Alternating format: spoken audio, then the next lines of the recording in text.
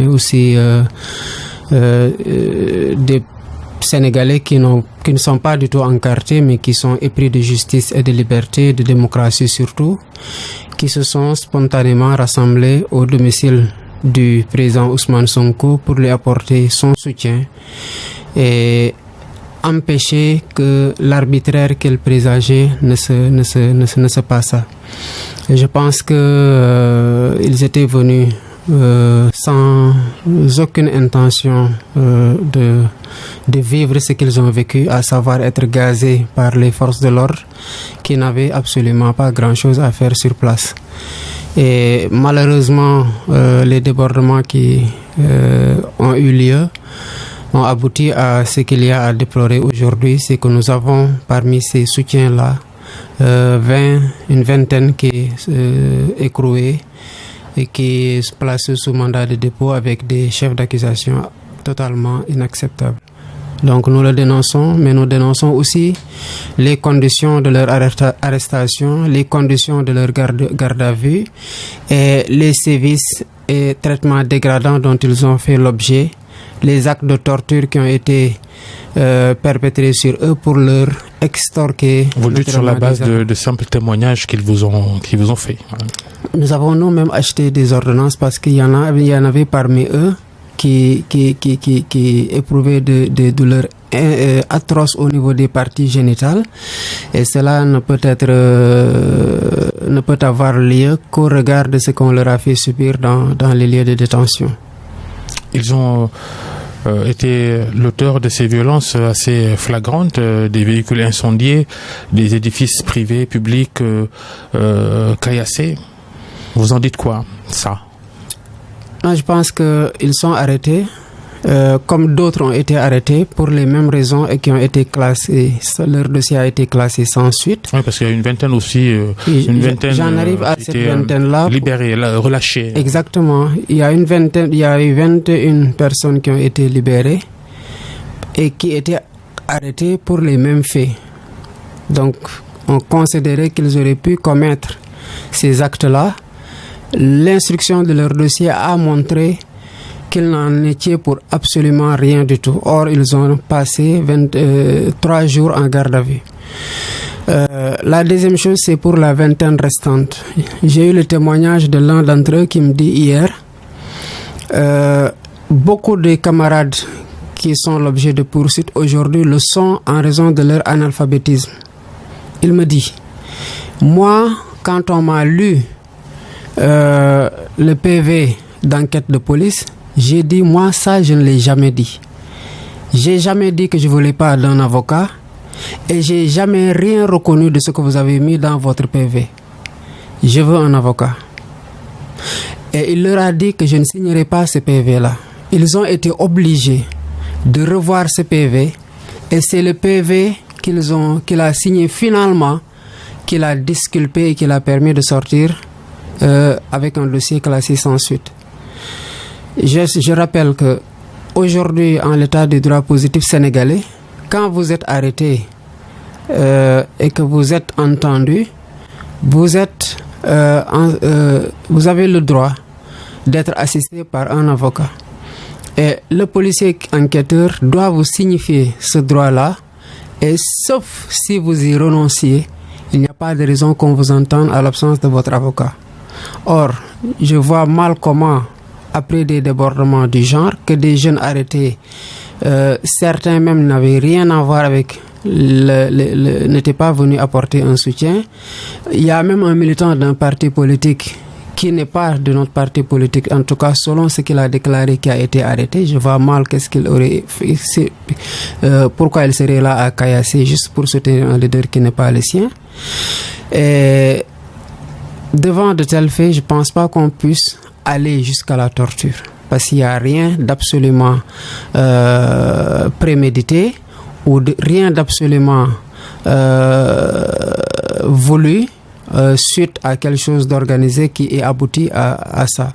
Je rappelle que les débordements, parce que j'étais là-bas, je peux parler en tant que témoin oculaire, ont eu lieu parce que les services de l'ordre qui étaient là-bas, qui ont déclaré être venus, non pas pour arrêter le leader de PASTEF, mais pour constater et repartir, s'ils avaient constaté et qu'il était reparti, mais s'ils avaient surtout attendu que le leader descende tranquillement et parle à ses militants pour qu'ils se dispersent, il n'y aurait pas eu les débordements qu'on a notés. La police ou la gendarmerie, elles ont le droit et parfois le devoir d'être prévenants, de débarquer quelque part où il y a rassemblement, justement pour anticiper sur des débordements, non? Non, je suis d'accord, mais ce n'était pas la situation qui s'était posée sur place. Ce qui s'était posé sur place, c'est que les gens étaient venus, on ne savait même pas qu'ils viendraient sur place. Dès qu'ils sont là et qu'il y a déjà foule, il reste maintenant le maintien et la gestion de la foule. Quand ils sont venus, ils ont dit que nous n'étions pas là pour arrêter et amener Manu Militari, le président Ousmane Sonko, répondre à la convocation qui lui a été servie. Ils ont commencé à parler aux leaders qui étaient présents. Quand je suis arrivé et que j'entrais dans la maison, j'ai trouvé un des responsables du comité de pilotage servir ces discours-là aux militants qui ne voulaient pas l'entendre parce qu'ils n'avaient pas confiance en ce qu'on leur avait dit. Il restait quoi à la voix du leader? Ils ont parlé au leader et le leader a dit, je vais descendre leur parler. Ils lui ont dit, vous avez 5 minutes. Pourquoi déjà cet ultimatum autoritaire quand on est dans une situation de maintien de l'ordre où la force n'est pas la chose qui soit privilégiée dans le rapport qu'on veut instaurer avec le vis-à-vis. C'est au moment même où le président Ousmane descendait pour parler aux militants qu'ils ont lancé la première lacrymogène. Ça signifie quoi? Ça signifie que la provocation vient de l'autre côté. Et ce qu'il y a à déplorer justement, c'est que par ces ailes de quelques agents, soit sur le terrain du maintien de l'ordre ou dans les situations de garde à vue dans les commissariats ou les gendarmeries, qu'on en arrive à écorner un tout petit peu l'image d'une corporation qui fait souvent même à contre-cœur son travail. On peut comprendre que quand vous êtes sous des règles d'engagement, policiers, gendarmes, militaires, qu'on soit amené à aller sur un théâtre d'opération pour une cause que vous n'épousez pas du tout. Et moi, le simple fait en tant que patriote de voir des Sénégalais dressés contre d'autres Sénégalais à se jeter qui du gaz lacrymogène, d'autres des pierres, m'écoeure fondamentalement, surtout lorsque la cause fondamentale est le fait de personnes qui dirigent et qui ne prennent pas la pleine mesure et la pleine responsabilité de la situation économique et sanitaire. Il y a aussi, Bassirou Diomaye Faye, ce qui s'est passé la veille, la déclaration d'Ousmane Sonko appelant les Sénégalais à la résistance. Cet appel n'a-t-il pas été aussi à l'origine de ces violences un peu? Il faut rappeler déjà, quand vous parlez de résistance, la terminologie est extrêmement importante. Au Sénégal, depuis avant l'élection 2019, il y a ce qu'on appelle le FRN, le Front de Résistance Nationale. Appeler à résister ne veut pas dire appeler à la violence, ne veut pas dire appeler à l'insurrection. Justement, tout le monde ne comprend pas de la même façon. Il y en a qui comprennent autrement. Babacar, ce que je suis en train de dire présentement sur ces micros et ce que vous êtes en train de dire ne sera pas compris à la fin de l'émission de la même façon par tout le monde. Ça, je n'entre pas dans la compréhension, le niveau de compréhension de chacun. Ce qui est sûr, c'est que ce que le leader assume, c'est la responsabilité de son propos. Et ce qu'il a dit, il n'y a rien de nouveau. Il a tout le temps dit que ce régime ne comprend rien d'autre que le rapport de force. Et ça aussi, c'est éprouvé par tous les Sénégalais. Les mots ont été bien choisis. Résistance, rapport de force. Parce que c'est des mots qu'il a tout le temps choisis pour caractériser la même personne ou le même régime. Si, de l'autre côté, le protagoniste avait changé de posture ou d'habitude ou de discours ou de méthode, les mots auraient pu changer. Mais ce qu'on dit aux Sénégalais depuis 2012, c'est que le président de la République que nous avons depuis 2012 est un président de la République qui est particulièrement violent. Et je pense qu'il a montré, depuis qu'il est là, le fait qu'il ne se soucie pas du respect de la loi. il l'a allègrement violée. Il ne donne aucun crédit à la dignité de la justice parce qu'il a même violé les décisions de cette justice-là à plusieurs reprises. Je rappelle que c'est lui-même, après interdiction de sortir du territoire de M. Ousmane Ngom, qu'il a mis dans son propre avion et qui est sorti avec lui. Dans son voyage sur Conakry. Exactement. Quand la Cour suprême a donné raison aux enseignants, aux élèves maîtres devant Mbaye Thiam, c'est lui qui l'a dit de ne pas suivre la décision de la Cour suprême. Et on peut démultiplier les exemples à foison. Quand la Cour de la CEDEAO a donné son verdict sur la procédure de l'affaire Khalifa Sall, il ne l'a pas respecté. Donc il ne respecte absolument rien. Et parallèlement, quand ses soutiens et ses partisans commettent des infractions, c'est lui qui se charge carrément de les protéger. Et avant même que la justice n'ait à se saisir. Je rappelle que c'est dans la grande mosquée qu'il a traité les Sénégalais de tous les noms d'oiseaux parce que justement, un reportage a été fait par une chaîne étrangère, à savoir la BBC, sur l'implication de son frère dans la gestion du pétrole. Les Sénégalais étaient en train de s'offusquer. Il a dit ce qu'il a dit. Donc, caractériser cet homme-là parce que la circonstance se présente à nouveau n'a rien d'appel insurrectionnel ou d'appel à casser quoi que ce soit. Ça, il faut qu'on en soit... On n'a pas peur que Ousmane Sonko, au-delà de cette affaire, de ce fait divers, cette affaire de mœurs présumée, vous n'avez pas peur qu'on lui accroche une autre inculpation allant dans ce sens d'appel à insurrection, de trouble à l'ordre public, peut-être même d'atteinte à la sûreté de l'État? Vous savez, on connaît l'histoire récente du Sénégal. Il y en avait des choses comme ça. Où en sont aujourd'hui les protagonistes? Ils se sont retrouvés tous de l'autre côté.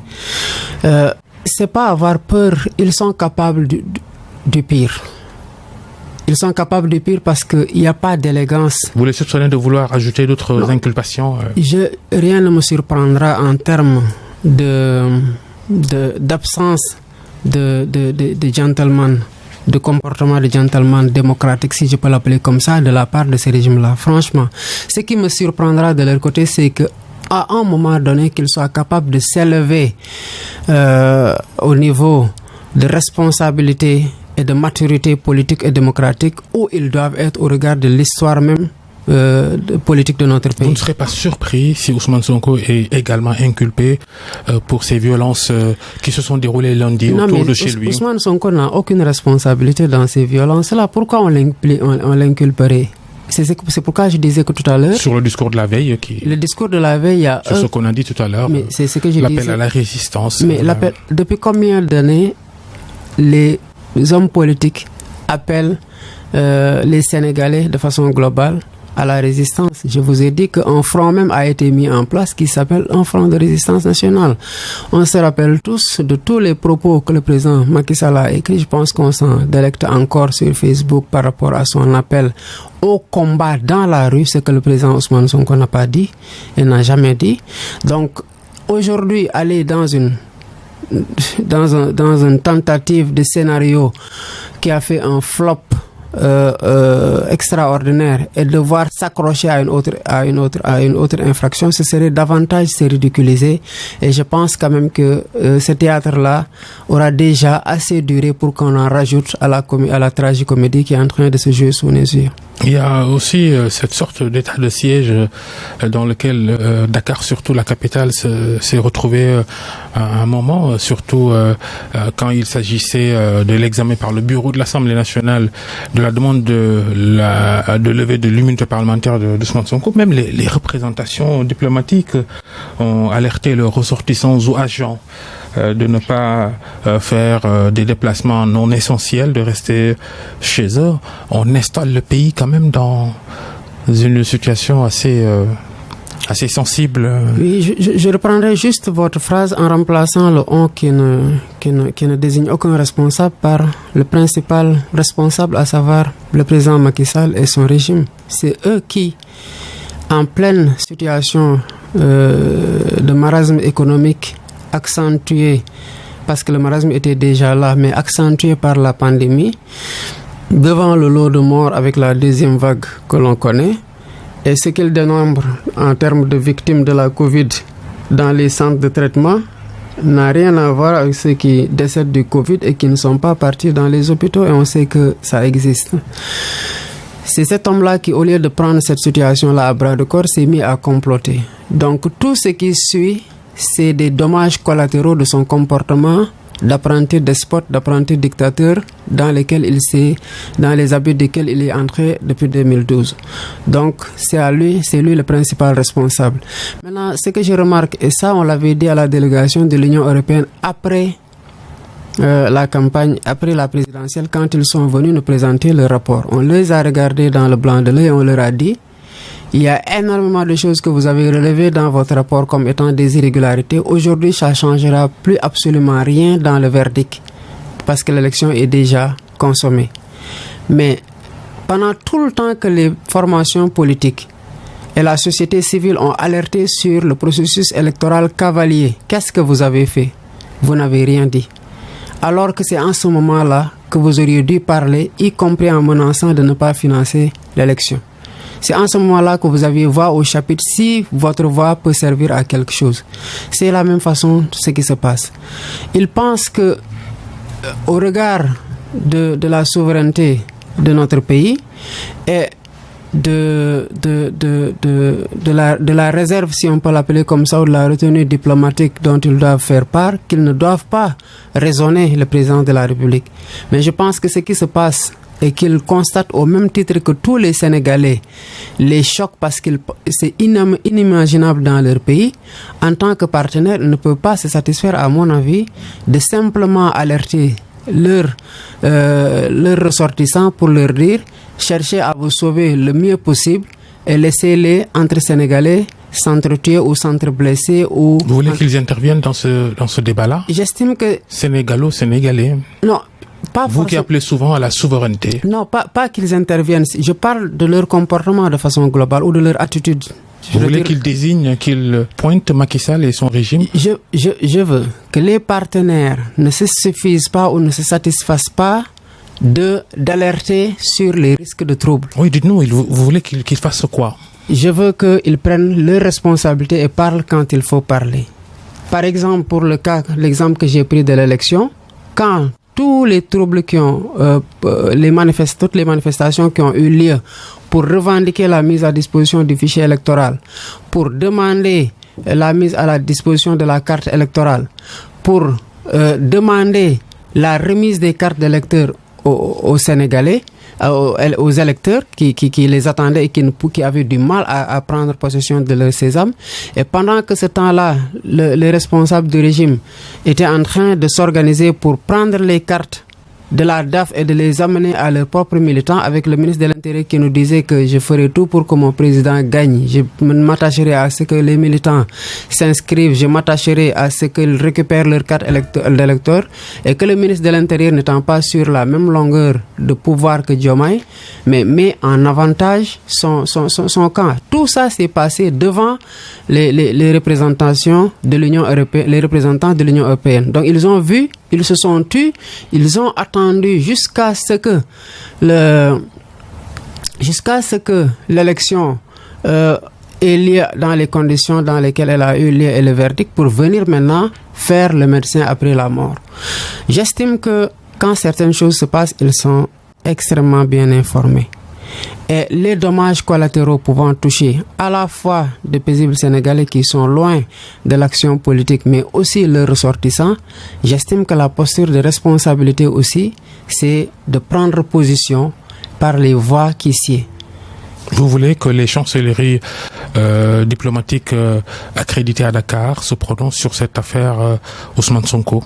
Non, ils n'ont pas à le faire à ce stade-là. Mais ils ont à alerter les autorités sur certaines dérives qui sont la cause de tout ce qui peut en résulter en termes de risques sécuritaires sur les citoyens vivant ici, qu'ils soient sénégalais ou les citoyens sénégalais ou d'autres ressortissants qui sont ici. Vous estimez que les violences de début de semaine aux alentours de la résidence d'Ousmane Sonko, il n'y a qu'un seul responsable, le gouvernement sénégalais.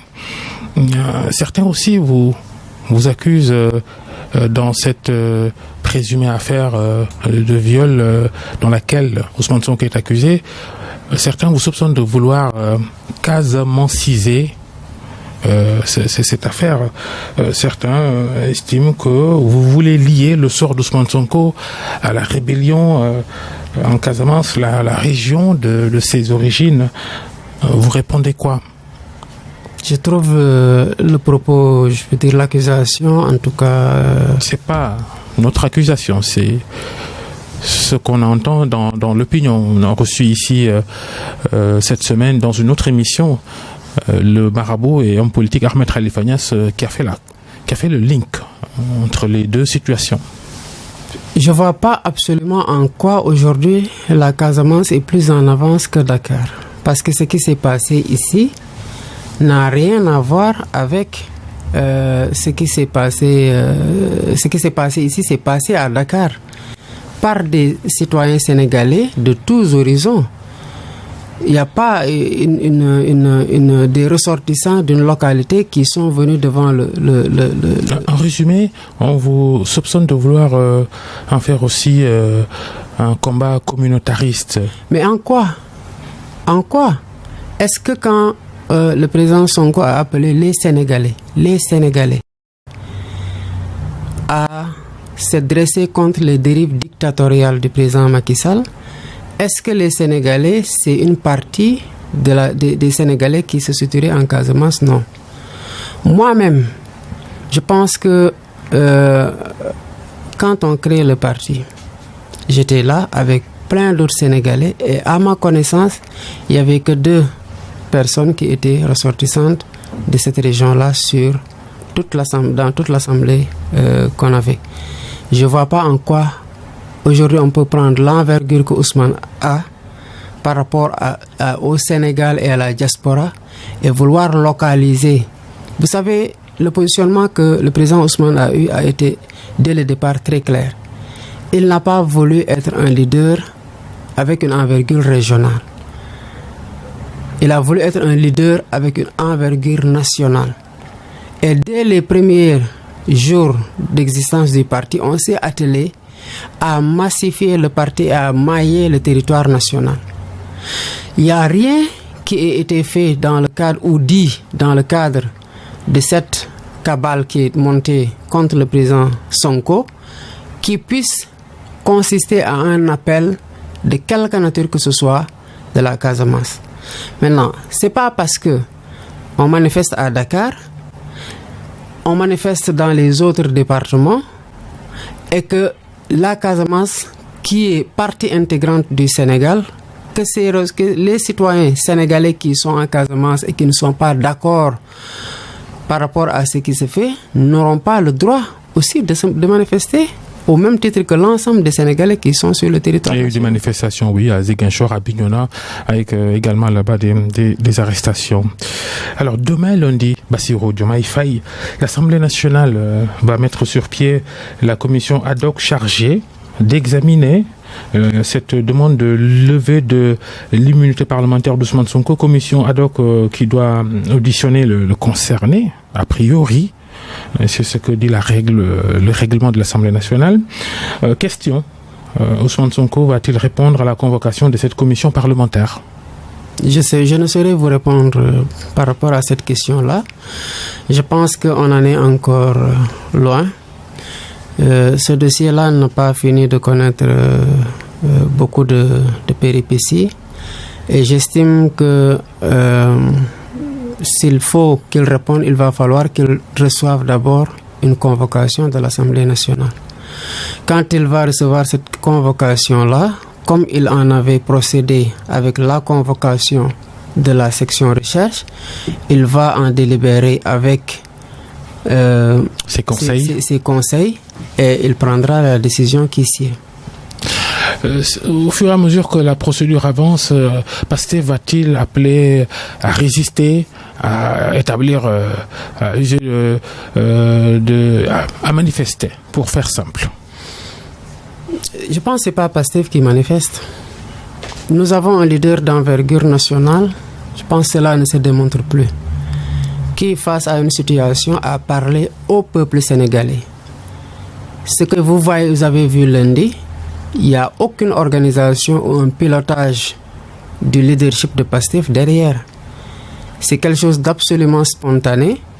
Et ça, c'est les Sénégalais de tous bords qui manifestent leur ras-le-bol par rapport à ce qui s'est passé. Ce n'est pas que par rapport à Ousmane Sonko. C'est un ensemble de situations qui se sont répétées et que les Sénégalais ont laissé faire. Ils ont abouti aux résultats que l'on connaît. Avec la traque des biens mal acquis, on avait une liste de 22 personnes, avait-on dit. Au finish, on en a chopé un seul parce que c'est lui qui était visé. Tout le reste, c'était des condiments de la sauce à laquelle on voulait manger Karim Wade. 3 années de détention, un protocole de Doha dont les Sénégalais ignorent le contenu, une extradition d'un citoyen sénégalais dont le père a tout donné au pays et qui ne peut plus revenir. Deuxième chose, Khalifa Sall. Dès qu'il a commencé à faire ses tournées et qu'on l'a menacé, il a continué à faire ses tournées. On est allé sortir cette ridicule affaire de caisse d'avance malgré tout ce qu'on en sait. Moi, je m'attendais à ce que le régime attaque un jour ou l'autre. Dès qu'on a fini le Nemeko Tour et que je savais qu'il ne nous laisserait jamais tourner en paix, je m'attendais à quelque chose, mais pas à une cabale aussi crapuleuse et aussi nulle de leur part pour aboutir aux résultats décevants auxquels les Sénégalais sont en train d'assister au fur et à mesure que les PV parlent, au fur et à mesure que les témoins parlent. Donc, c'est pas PASTEF qui va appeler à manifester, c'est un leader qui a parlé au peuple et il a mis le peuple devant ses responsabilités. Il me semble que ce peuple-là est résolu à prendre à bras le corps la préservation de nos acquis démocratiques et à sauvegarder la liberté qu'on a acquis de si haute lutte depuis des décennies. Et à manifester donc? Je ne sais pas ce que le peuple fera. Le peuple prend ses responsabilités. Bassirou Diomaye Faye, selon le député, parce que tout à l'heure j'ai demandé si Ousmane Sonko va déférer à la probable convocation de cette commission ad hoc de l'Assemblée nationale pour la levée de son immunité parlementaire pour l'examen de cette demande de la justice. Le député Mamadou Lamine Diallo, député Teki, mouvement Teki, il dit à ce stade il est inconstitutionnel et illégal selon les articles 61 de la Constitution et 51 du règlement intérieur de l'Assemblée nationale de demander la levée de l'immunité parlementaire du député Ousmane Sonko. Il poursuit, en effet, selon le président Moustapha Niasse qui a lu la lettre du juge d'instruction du 8e cabinet, ce dernier veut faire des tests ADN. Ce sont des mesures d'instruction et non des poursuites. Moustapha Niasse et sa majorité mécanique du bureau de l'Assemblée nationale ont tout faux en enclenchant de manière dictatoriale la procédure de levée de l'immunité parlementaire. Vous avez lu ça à PASTEF. Est-ce que dans la décision que vous allez prendre, vous allez tenir compte de ce que Mamadou Lamine Diallo a soulevé? Je pense qu'on s'est consulté quand même pour la défense du leader de notre formation politique, un pôle d'avocats respectable au regard de leur pédigré respectif. Au-delà de ce qu'on avait déjà entendu, on voit Maître Ciré Cloderly maintenant dans ce pôle d'avocats. Exactement. Ouais. Donc je considère qu'on peut faire confiance aux avocats pour tout ce qui concerne d'éventuels vices de procédure. Mais comme vous le savez, ce régime-là n'en a cure de la procédure judiciaire et du respect des règles. Après, les avocats vont faire leur travail et en relation avec le président Ousmane Sonko et certainement les leaders du parti, on prendra la décision idoine. Mais cette décision-là sera prise au regard de tous les contours, à la fois les contours juridiques et les contours politiques. Et je pense qu'au finish, elle sera encore aussi lucide que la décision que le président Ousmane Sonko a récemment prise de ne pas aller déférer à la convocation de la section recherche qui lui a été envoyée en foulant au pied au passage son immunité parlementaire. Alors, pourquoi vous criez tout de suite au complot politique pour une affaire présumée de mœurs? Parce qu'on était averti depuis bientôt plus de 2 ans, disons presque 3, Et que ces derniers mois-là, depuis la période du couvre-feu, les alertes s'étaient multipliées. Quel type d'alerte aviez-vous reçu? Mais on nous avait dit clairement et à multiples reprises par plusieurs personnes qui ne se connaissent même pas, que le pouvoir était en train de comploter contre le président Ousmane Sonko, et que là où il comptait intervenir, c'est le salon de massage qu'il fréquentait, et qu'ils allaient lui coller une histoire de mœurs pour pouvoir le liquider politiquement. Assez surréaliste. On vous avait parlé de ce salon de massage avant et de faire attention, et Ousmane Sonko qui continuait de fréquenter ce salon salon de beauté pour être exact.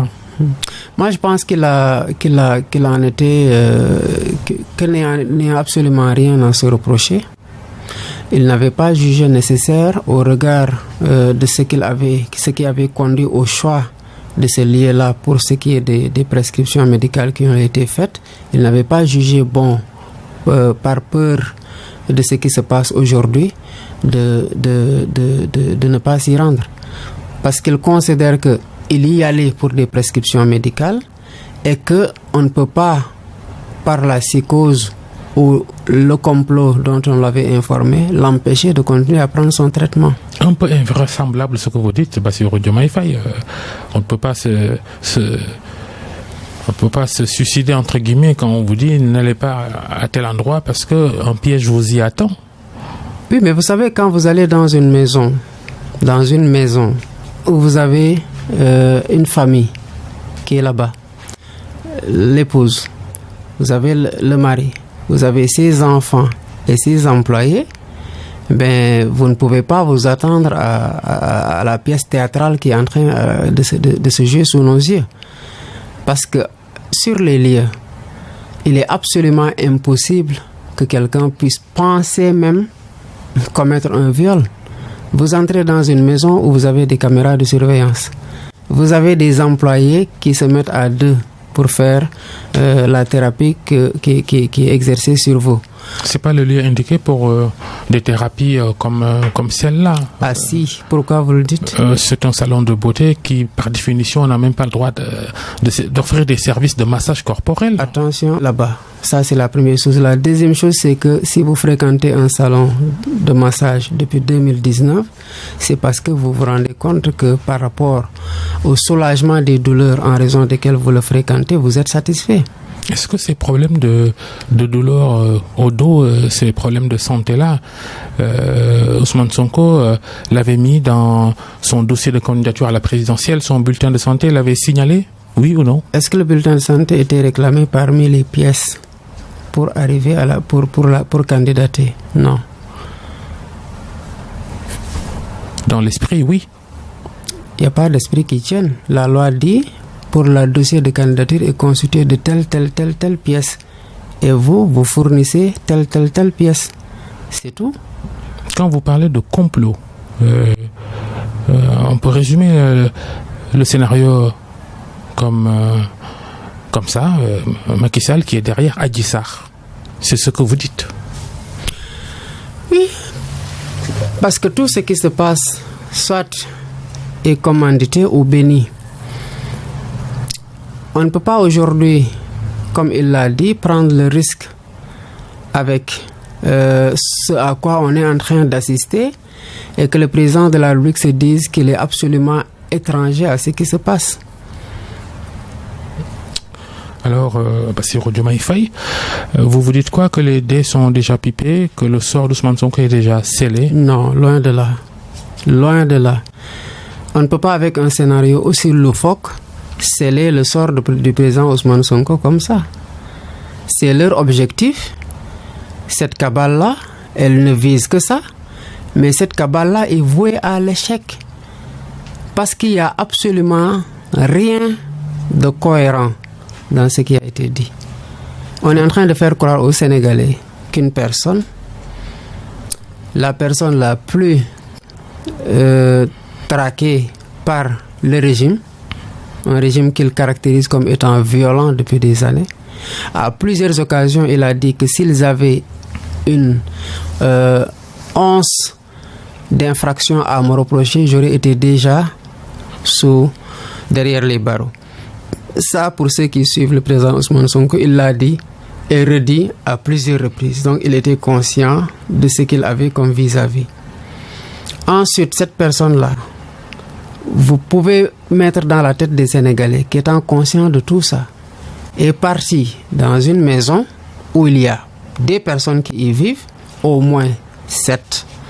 Quand vous prenez la propriétaire qui potentiellement aurait pu être là-bas, ses enfants, son mari et ses employés, et entrer dans une maison où il y a des caméras de surveillance et le voisinage, et s'est permis de sortir 2 pistolets, de braquer une masseuse qui n'a rien dit, qui n'a rien crié pour que quelqu'un l'entende, qui s'est laissé faire, qui s'est laissé violer une première fois suivant ce scénario-là, une deuxième fois suivant le même scénario, une troisième fois, une quatrième fois et peut-être une fois parce qu'on a dit viol répétitif. On ne sait pas, peut-être que, puisque depuis 2012 que ça dure, peut-être que ça fait 1 an dans sa tête et de ce qu'il veut accréditer dans la tête des Sénégalais.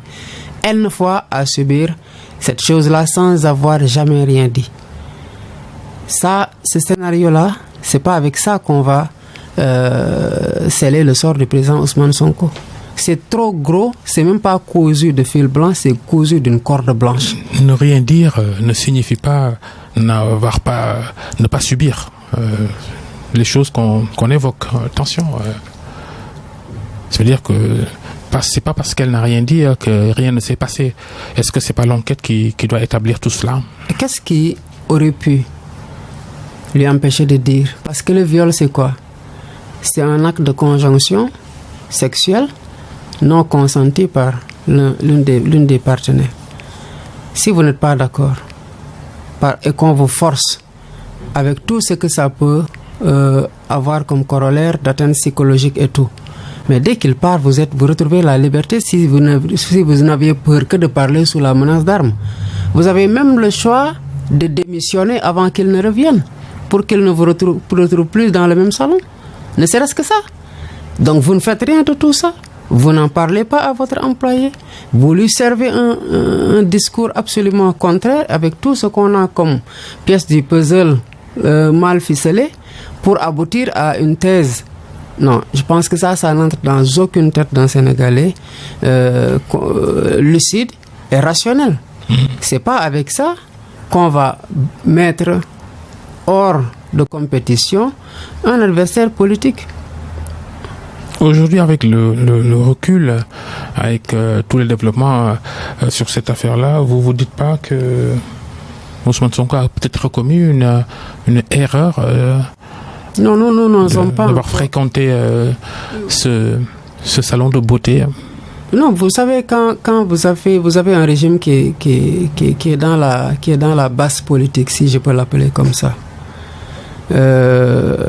et qui ne cherche pas à être dans la grandeur démocratique, tout est possible. Si on peut construire un scénario aussi mal ficelé et ravir la vedette à une pandémie qui est en train de décimer des Sénégalais, beaucoup de Sénégalais, mais vous êtes capable, n'eût été cette opportunité-là de salon, du pire que ce pire scénario-là. Ils sont capables du pire que ce scénario-là. Parce que beaucoup de personnes peuvent dire maintenant si. Mais avec des si, on peut effectivement se dire beaucoup de choses. Moi, je peux me dire, mais si je vais dans un salon qui est dans une maison, si cette maison a des caméras, s'il y a des témoins, si je me fais masser par 2 masseuses, si je m'assure que le salon a un agrément, il n'y a rien de possible. Ça aussi, c'était des si. Hein. Le saviez-vous? Saviez-vous que Ousmane Sonko fréquentait ce salon de beauté? Non, pas particulièrement celui-là. Moi, j'étais au courant des douleurs qu'il éprouvait. Et lors de mon voyage même en France en 2018, je l'avais acheté un dispositif à accrocher sur une chaise et qui était en massage automatique. Mais vous savez, celui qui souffre de douleur est le seul aussi à pouvoir dire ce qui le soulage réellement par rapport à ces douleurs-là. Mais comme vous disiez, est-ce qu'avec le recul, je dis, on n'en est pas à l'heure de l'évaluation. Mais quand tout sera plus calme, et je l'espère que ça le sera bientôt, naturellement, le parti fera l'évaluation sur tous les plans de la façon dont nous avons encore été attaqués, de la façon dont nous avons réagi, qu'est-ce qui a marché, qu'est-ce qui n'a pas marché. Je pense que ce volet-là n'est pas seulement le volet de l'appréciation personnelle d'une décision que le leader a prise, c'est comment le parti en tant qu'organisation a su réagir. Parce que les attaques contre notre formation politique, c'est pas la première fois. Je me rappelle être venu sur ce plateau-là dans une autre émission et vous me rappeliez que nous avions dit que nos fiches de parrainage, les gendarmes sont descendus, qu'on n'avait pas de preuves, etc. Mais à la fin de la journée, c'est-à-dire au 6 février 2020, on a eu une condamnation, 2019, on a eu une condamnation du gendarme Nicolas Mendy qui était effectivement entré dans les locaux. On a connu l'affaire Maria Massagna, jusque-là ça n'avance pas. On a eu l'attaque de nos sièges et même l'actuel siège, on s'est tellement de fois attaqué à la photo qu'on a mis en affiche que la photo est aujourd'hui luisante d'huile qu'on a essayé de mettre là-bas. Donc je pense qu'on est habitué à être attaqué. Malheureusement, les Sénégalais ne voient pas ça. Et à un moment donné aussi, il va falloir qu'on sache dire stop, en tout cas au moins nous protéger et protéger nos leaders et nos militants. Pour revenir au fait, on en est qu'à l'enquête préliminaire menée par la section de recherche de la gendarmerie en attendant de voir ce qui se passe à l'Assemblée nationale, dont le premier acte ou deuxième après la réunion du bureau du Parlement demain lundi, la mise sur pied de cette commission ad hoc chargée d'examiner cette demande de la justice, demande de levée de l'immunité parlementaire d'Ousmane Sonko, au fin surtout de prélever son ADN. Est-ce qu'il va se soumettre à ce probable possible examen médical, prélèvement de son ADN pour confronter avec ce qu'on a trouvé chez la présumée victime? Et ce qu'on a trouvé chez la présumée victime, on l'a trouvé où? Et c'est quoi? Pourquoi aller se confronter à quelque chose dont on ignore totalement la provenance? Est-ce qu'il y a un échantillon témoin de ce qui a été, entre guillemets, prélevé chez la présumée victime? Qui est détenteur de cet échantillon témoin-là éventuellement? Parce qu'à chaque fois qu'il y a expertise, il y a contre-expertise. Il ne suffit pas de passer, prélever je ne sais quoi chez le président Ousmane Sonko pour faire des analyses et revenir dire que... Il ne va pas faire ce test ADN? J'en sais rien. Je suis en train de réfléchir en tant que personne lucide. Si aujourd'hui, moi, Bassirou Diomaye Faye, on voulait prélever mon ADN, mais je dirais, mais mon ADN, vous le prélevez pour le comparer à quoi? Est-ce que vous avez comme étant le comparable là?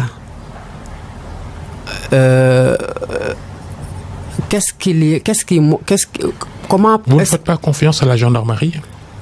C'est pas une question de confiance à la gendarmerie.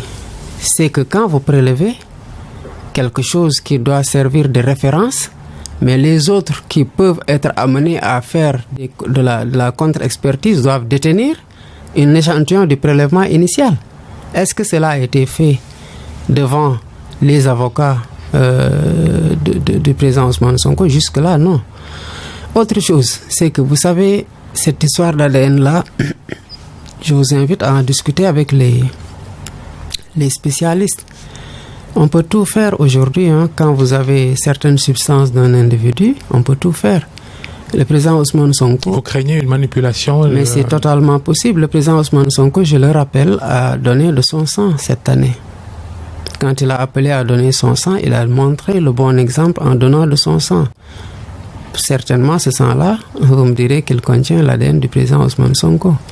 Même le salon dans lequel il s'est massé, il suffit d'une salive, d'un cheveu, ou de je ne sais quoi, de la sueur pour retrouver un ADN. S'il est absolument impossible de manipuler l'ADN, n'importe quelle personne peut se soumettre aussi facilement à un test ADN et se dire derrière que je vais faire ma contre-expertise. Mais s'il est en temps soit... En clair, vous nous dites que probablement les chargés de l'enquête disposent déjà de l'ADN d'Ousmane Sonko. Non, je ne dis pas ça. Je dis, s'il est absolument impossible de manipuler l'ADN, Alors là, n'importe quelle personne peut, sans se soucier de quoi que ce soit, se soumettre à des tests comme ça. Et qu'on puisse se fier aux résultats. Ça, c'est ce que je pose comme hypothèse de base. Mais s'il est possible, un tant soit peu, de manipuler un ADN en ayant à sa disposition un cheveu, de la salive, des larmes, de la sueur ou du sang, comme le président Ousmane Sonko en a donné à hauteur de 500 litres cette année, mais alors vous comprendrez avec moi qu'on puisse se méfier de cette procédure de test, et des résultats qui peuvent en découler. 500 millilitres, hein? 500 millilitres peut-être. Qu'est-ce que j'ai dit? 500 litres. Non, 500 litres. Il ne lui restera plus rien.